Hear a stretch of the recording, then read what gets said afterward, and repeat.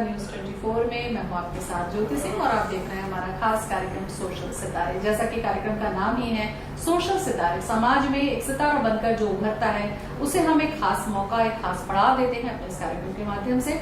जाहिर सी बात है आज हमारे साथ में जो जुड़ रहे हैं वो सितारे बन चुके हैं छत्तीसगढ़ के, क्योंकि 19 साल की उम्र में उन्होंने हासिल कर लिया है कमर्शियल पायलट का लाइसेंस। प्रथमजीत सिंह हुंदल है और हमारे साथ इस वक्त मौजूद हैं। सबसे पहले प्रथम बहुत बहुत शुभकामनाएं और बहुत बहुत thank you so much ma'am, thank you so much everyone. जब से ये सफलता हासिल लगी है प्रथम, जैसा कि मैंने पूछा आपसे कि तब से तमाम चैनल्स हो गए, अखबार हो गए, सेलिब्रिटीज के तौर पर आपको ट्रीट कर रहे हैं, परिवार रिश्तेदार सब मिलने पहुंच रहे हैं, ये अनुभव कैसा लग रहा है आपको? ये अनुभव बहुत अच्छा लग रहा है। जितनी की मैंने मेहनत की है उसका सब रिजल्ट मुझे दिख रहा है। सारे मुझे बधाइयाँ दे रहे हैं, सब पेपरों में मेरे फ्रेंड्स फोटोज़ खींच रहे हैं, पोस्टर्स के पेपर्स में कह रहे प्राउड मोमेंट है हमारे लिए भी ब्रो, थैंक यू। मैं सबको थैंक यू बोल रहा हूँ, बहुत अच्छा लग रहा है। बिल्कुल 19 साल की उम्र में कमर्शियल पायलट बनना प्रथमजीत बहुत चैलेंज की बात है।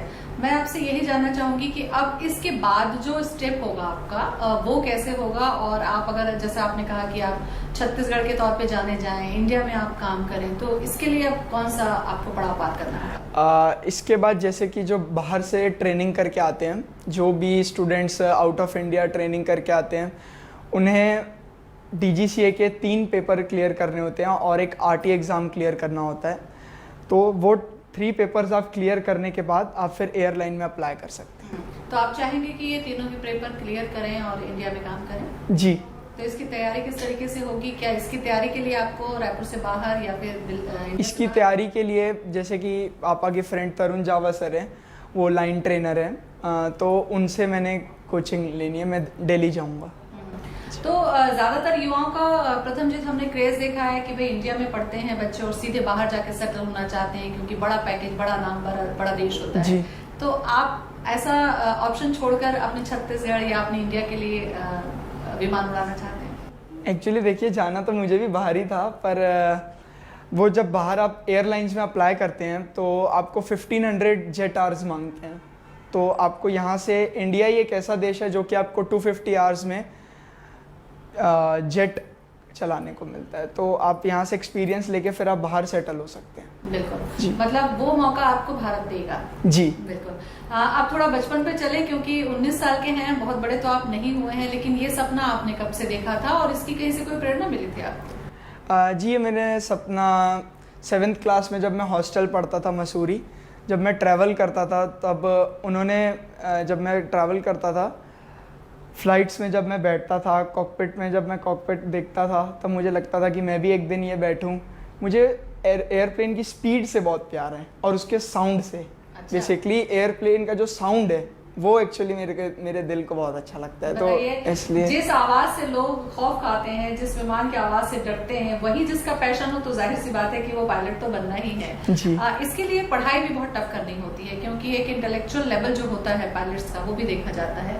तो एजुकेशन किस तरीके से रही, उसमें क्या अचीव किया? एजुकेशंस आप जब 10th क्रॉस करते हैं तब आपको यहाँ पर 11th 12th में साइंस लेना होता है, PCM, फिजिक्स, केमिस्ट्री, मैथ्स। तो जब आप साइंस लेते हैं, फिर आपको, मेरे हिसाब से जब आप साइंस लेके 12th क्रॉस करते हैं, तब आप बाहर से या इंडिया से करते हैं, तब आपको फिज़िक्स आपके बहुत काम आता है और मैथ्स। तो आपको उतनी, अगर आपका बेस स्ट्रॉन्ग है तो उतना प्रॉब्लम फेस नहीं करना है। बहुत सारे युवा भी अभी आपको देख रहे हैं, सर्च कर रहे हैं, जानना चाहेंगे कि 12th के बाद आपने जब इस दिशा में आगे पढ़ाई की बात सोची, जी, तो इसके लिए वो कौन सा कोर्स था जिसको आपने पार किया, और उसके बाद में भारत में जो एयरफोर्स में जो बच्चे जाते हैं उससे ये किस तरीके से थोड़ा डिफरेंट है? भारत में जो बच्चे एयरफोर्स में बेसिकली जाते हैं उन्हें NDA देना पड़ता है, जहाँ तक मुझे नॉलेज है। एंड अगर आपको कमर्शियल पायलट बनना है तो FCAT करके एक इंडियन गवर्नमेंट एक एग्ज़ाम निकालती है, आपको वो क्लियर करना होता है कमर्शियल पायलट का यहाँ। और उसके बाद जो ये एग्जाम आपने क्लियर किया, उसके बाद क्या ऑप्शन भारत में ही ट्रेनिंग की मिलती है, जैसे कि आपने कहाँ से किया और कैसे उसमें सिलेक्शन हुआ एज कम्पेयर टू इंडिया? और अगर आप आउट ऑफ इंडिया की बात करो तो जो ट्रेनिंग की क्वालिटी है उसमें ज़मीन आसमान का फ़र्क है। ये महसूस किया आपने? जी बिल्कुल। तो आपका लगाव ही था कि आप बाहर से जाकर ट्रेनिंग करें, या भारत में आपने उसके लिए मौका तलाशा? मैं भारत से भी करने को तैयार था, पर एक्चुअली जो टाइम ऑफ कंज्यूम होता है जो इंडिया में कि आप जब 11th जब 12th क्रॉस करते हैं तब आपको 3 इयर्स 2.5 और 3 इयर्स आपको इंडिया में लगते हैं, क्योंकि जब आप इंडिया में कमर्शियल पायलट करते हैं तो आपको एटलीस्ट 7 पेपर्स क्लियर करने होते हैं। तो जब आप एक पेपर क्लियर करते हैं फिर आपको ट्रेनिंग मिलती है, फिर आपको वो पेपर क्लियर करने बोलते हैं, फिर आपको ट्रेनिंग मिलती है। तो ऐसे में आपका टाइम बहुत बढ़ता है। और जो विदेशों में पढ़ाई होती है, आपने कहाँ से पढ़ाई की? मैंने मियामी फ्लोरिडा से पायलट ट्रेनिंग सेंटर होमस्टेड से किया है। योगिनी मैम का वो स्कूल है, वो भी इंडियन है। अच्छा जी। तो वहाँ फिर जो तरीका होता है वो किस तरीके से डिफरेंट होता है जो भारत में ट्रेनिंग होती है उससे? Actually the quality of airplane बहुत मैटर करता है, क्योंकि आप हमेशा जब हवा में उड़ रहे हो तो यहाँ मैंने इतने बच्चों की जान जाते हुए देखी है। यहाँ क्वालिटी ऑफ ट्रेनिंग, जो इंस्ट्रूमेंट्स होते हैं एयरप्लेन के अंदर, जो आपका इंजन होता है, तो एक्चुअली यूएसए ने ही एविएशन डेवलप की है। तो अब वहाँ क्वालिटी ऑफ ट्रेनिंग और उनके पास जो एयरप्लेन्स है वो वेल मेंटेन्ड है। जैसे कि मैंने जहाँ से की है वो एक 100 आवर्स इंस्पेक्शन होता है जिसमें आपको पूरे अपनी फ़्लाइट की मतलब मेंटेनेंस होता है बेसिकली। जैसे हम कार का मेंटेनेंस करते हैं इतने 6 मंथ्स के बाद आप इतना मेंटेनेंस, तो जब आप एक एयरप्लेन की भी मेंटेनेंस करते हो, एक होता है एनुअल और एक होता है 100 आवर इंस्पेक्शन। तो जब आप 100 आवर्स उस फ्लाइट को चलाते हो तब आपको उसको मेंटेनेंस में भेजना होता है।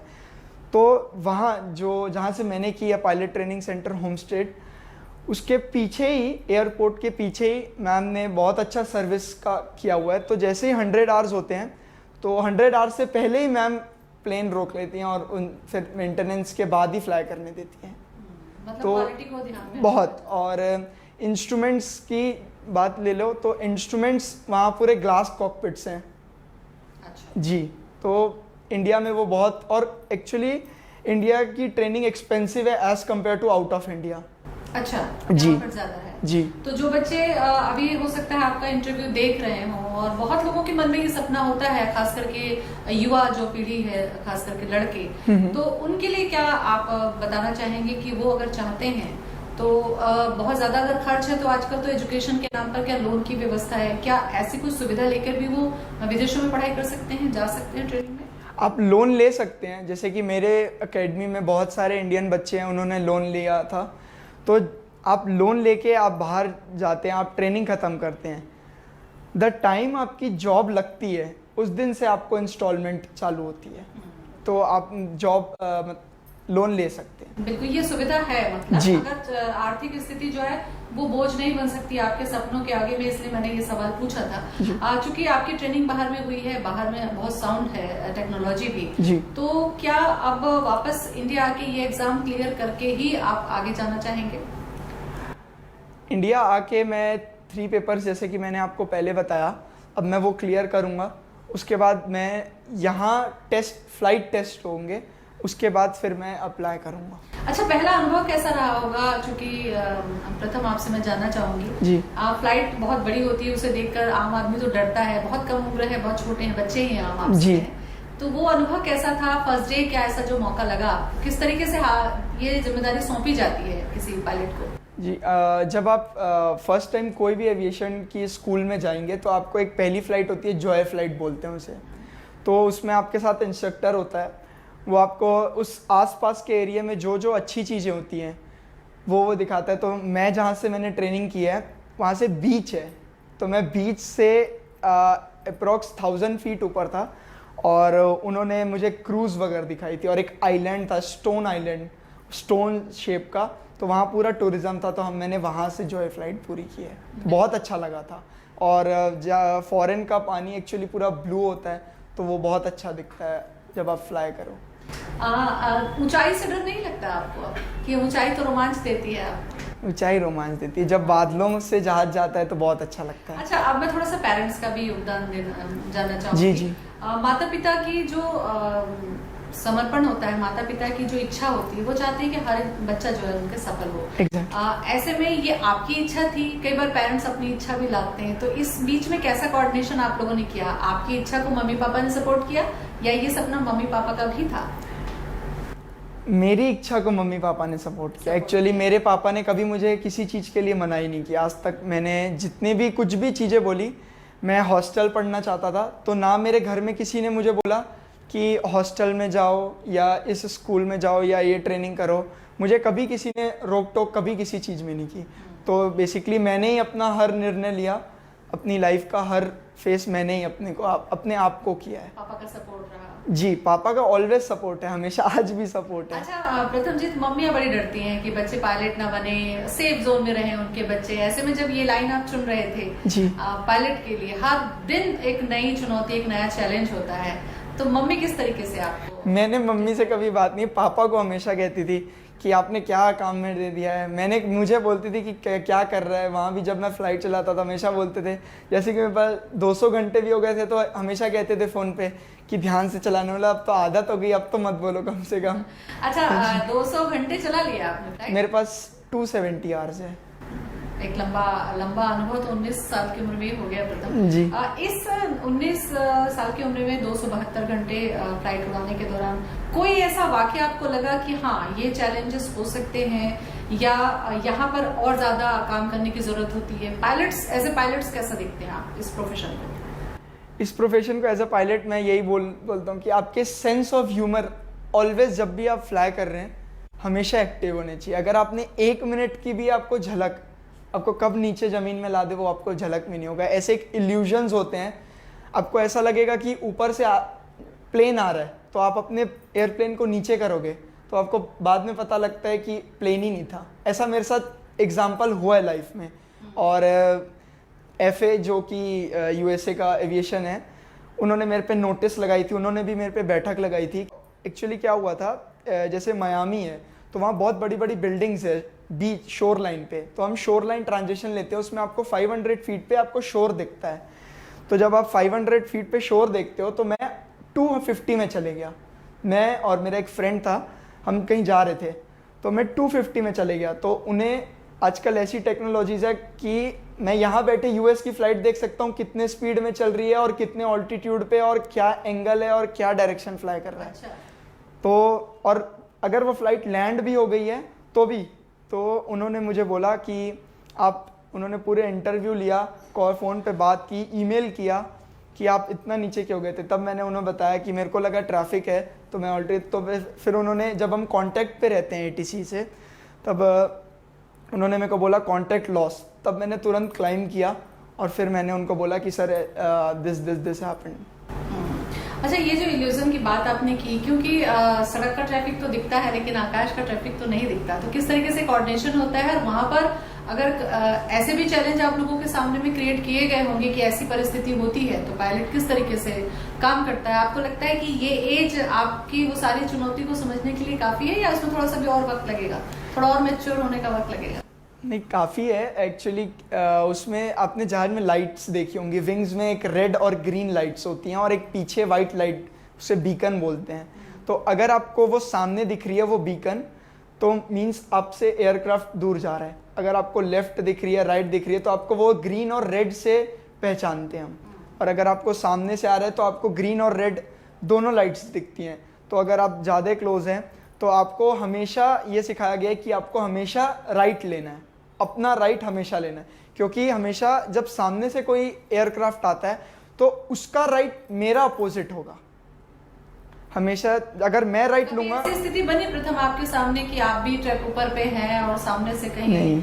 कोई ऐसी स्थिति निर्मित की गई या कुछ ऐसा ट्रेनिंग के दौरान किया गया हो जो चैलेंज? एक्चुअली जब आप ATC से कांटेक्ट पे होते हैं तो ऐसे कोई चेतावनी, मतलब बहुत, मेरे हिसाब से तो 0.5% भी चांस नहीं होते ये सब होने के।